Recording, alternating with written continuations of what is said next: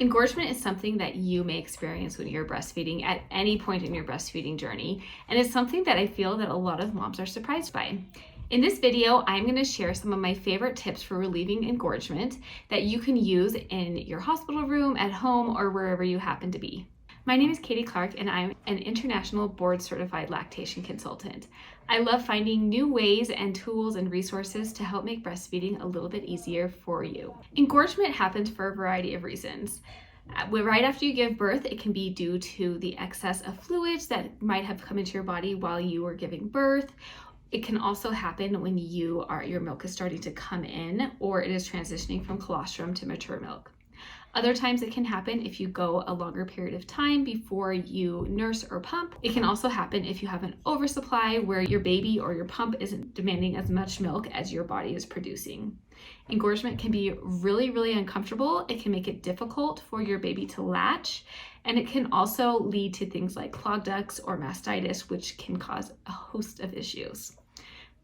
Fixing the problem from the start is definitely going to be ideal and help you to have a more comfortable breastfeeding journey. I would definitely work with a lactation consultant if you are dealing with any kind of chronic engorgement or you are just not getting relief, just to make sure that you are getting your specific needs addressed. But I thought it would be helpful to share a couple of my favorite tips that I find that most of the moms that I work with find a lot of success with. First, there is reverse pressure softening. This is something you can easily do wherever you are, and it's just a way to help to relieve some of the pressure from fluid in your breast. I find this can be really helpful right after you give birth if you are having engorgement from fluids, and it can help you so you can latch your baby a little bit better. There's different ways you can do it. I usually like to just start with my fingers just a little bit offset from the nipple, like you would do to hand express. You want to press back firmly, but not like painfully into your chest wall like this, and do this for about 30 to 45 seconds. You can move your fingers around into different positions to see what is going to be most successful for relieving that pressure in your breast. Again, you do that for about 30 to 45 seconds at a time, and this is another position called the claw, where you kind of put all your fingers on there, right around the nipple or the areola, if you can see that. You want to do this right before you latch your baby, and then latch them immediately. If you are really kind of having the flattened nipples or just a really taut and hard breast, I find that this is very, very successful. Next, you can use breast gymnastics. This is a resource that I have a good video on this YouTube channel. Breast gymnastics is also referred to as lymphatic breast massage. It is very gentle. It's not kneading your breast and doing this deep tissue massage, which actually can cause more damage than not. This helps to kind of drain the lymphatic system and help get those fluids moving. I find most moms have a lot of good success with this. I share more about these in my ebook, The Clogged Duct Cure, as well as in Fuss-Free First Year. So if you want to get even more in depth about how to do this, be sure to check those out. I'll put the description in the video.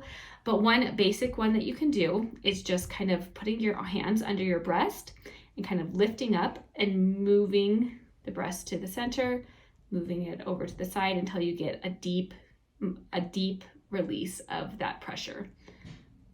And so you can kind of just go around like this. You can do finger tapping, just very gentle. And then you can also do, like you would be like petting a dog, just very gently going around the breast towards your armpit. So you can start like in one quadrant, move to the next quadrant, but always kind of end up here at your your armpit. And so you can do this for a couple of minutes before you nurse or pump, and you might find a lot of relief from doing that. I always like to recommend using some kind of cooling pack. These are the Lancinol TheraPearls. I love these because you can use them for hot or cold. You just freeze them in the freezer or heat them up in the microwave. But for engorgement, cold is going to be better. So you want to put these in the freezer, and then you can just put them on your breasts for 5 to 10 minutes every hour, I would say, until you start to feel some relief. You can combine this with something like ibuprofen as well if you're having pain, and then there is also homeopathic remedies that might be beneficial as well. Last but not least is Cabo cream. I recently have started recommending this for a lot of my clients, and they have seen amazing results. Cabo cream is made of cabbage, which is something that is traditionally used to help with engorgement or with drying up breast milk. However, frozen cabbage leaves kind of get messy and aren't super convenient to put on your breasts. So I love that they've created this cream that has the cabo cream, and then it has a couple of other ingredients that are helpful. You do want to be aware that this could decrease your supply if you're using it chronically, so they do recommend using it just 1 or 2 times a day. So if you're going to use this for engorgement, you will just put a couple of drops on your breast, like this. And then you can massage it in. You want to avoid the nipple and areola area or anything that's going to get near your baby's mouth. And so just gently massage this in. The company actually told me that they recommend putting it in the fridge because it can make it even more soothing. And so just do that, and then nurse your baby still on demand, because if you are going to be stimulating the breast, that's going to help prevent any decrease in supply. So just use this 1 or 2 times a day. Hopefully it will give you some relief pretty quickly. I've seen moms have a lot of success with this. These are just a few methods you can use to help with engorgement. If you need more support or help, be sure to consider signing up for Fuss-Free First Year, where I have lots of resources on a variety of breastfeeding problems, or book your one-on-one consult with a member of my team. We can see you virtually worldwide. If you have any questions, drop them below. Otherwise, I hope you will hit the subscribe button and let me know what types of videos you'd like to see in the future.